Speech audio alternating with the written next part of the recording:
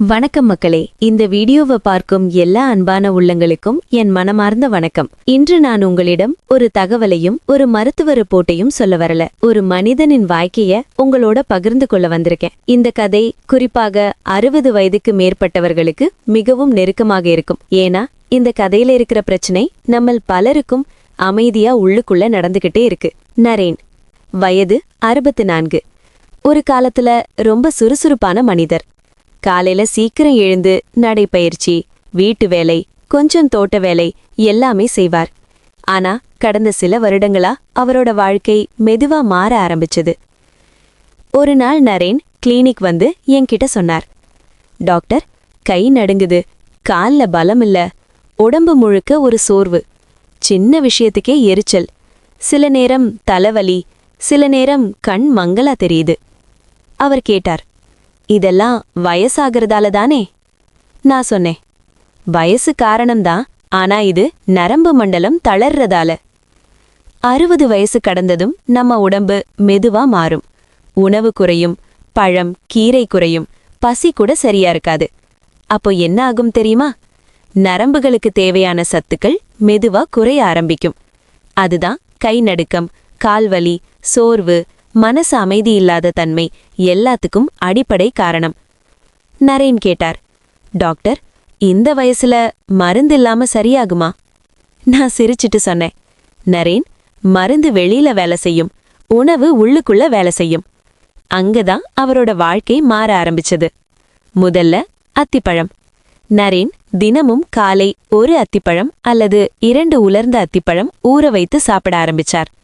15 நாள் கழிச்சு என்ன பார்த்து சொன்னார், டாக்டர், கை நடுக்கம் கொஞ்சம் குறைஞ்சிருக்கு.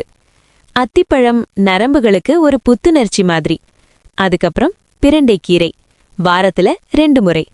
ஒரு நாள் நரேன் சிரிச்சிட்டு சொன்னார், இப்ப கால்வலி அவ்வளவா இல்ல.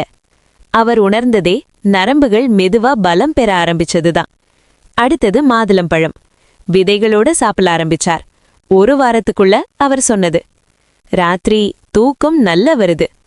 உடல் சூடு குறையும் போது நரம்புகளும் மெதுவா தளர ஆரம்பிக்கும். பிறகு நெல்லிக்காய்.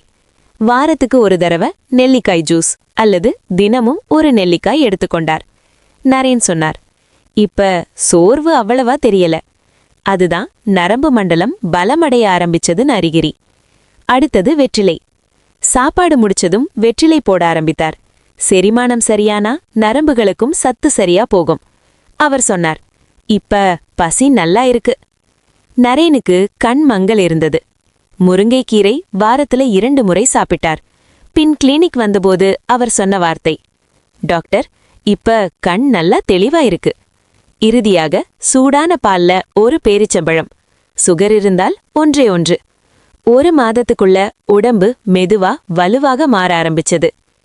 3 மாதம் கழிச்சு மறுபடியும் கிளினிக் வந்து நரேன் சொன்னார், டாக்டர், இப்ப நான் முன்னாடி இருந்த மாதிரி இல்ல, அதை விட நல்லா இருக்கேன்.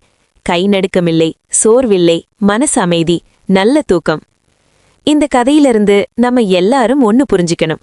60 வயசு கடந்ததும் இது வயசு அப்படின்னு விட்டுட வேண்டாம். உணவுதான் நரம்புகளுக்கு மருந்து. ஒரு பழம், ஒரு கீரை, சுழற்சி அடிப்படையில தொடர்ந்து எடுத்தா நரம்புகள் நிச்சயமா பலம் பெறும். இந்த வீடியோ உங்களுக்கு அல்லது உங்களோட வீட்ல இருக்கிற மூத்தவர்களுக்கு பயனுள்ளதா இருந்துச்சுன்னா தயவு செய்து ஒரு லைக் கொடுங்க. இந்த தகவலை உங்களோட அப்பா, அம்மா, தாத்தா, பாட்டி அவர்களோட பகிருங்க. இதுபோல மூத்த குடிமக்களுக்கான ஆரோக்கியமான பதிவுகளை தொடர்ந்து பார்க்க இந்த சேனலை சப்ஸ்கிரைப் பண்ண மறக்காதீங்க. நன்றி மக்களே.